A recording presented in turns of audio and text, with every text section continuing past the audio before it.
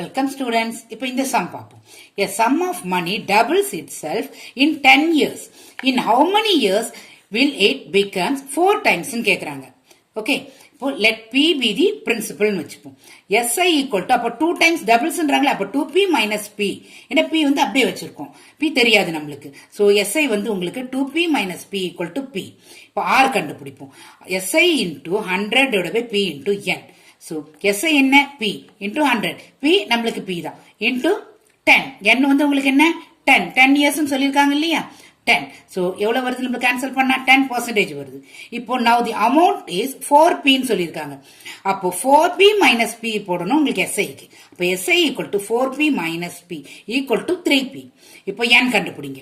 N equal to SI into 100 divided by P into R. So, SIக்கு உங்களுக்கு 3P into 100, Pக்கு உங்களுக்கு P into R எவ்வளவு உங்களுக்கு 10. Okay, R calculate பண்ணிருக்கோம் பாருங்க 10. So, அதை எடுத்து போட்டுக்கோங்க. இப்போ கேன்சல் பண்ணுங்க 30 வரும். அப்புறம் நம்பர் ஆஃப் இயர்ஸ் நம்மளுக்கு என்ன 30 years. Okay students, educate to elevate.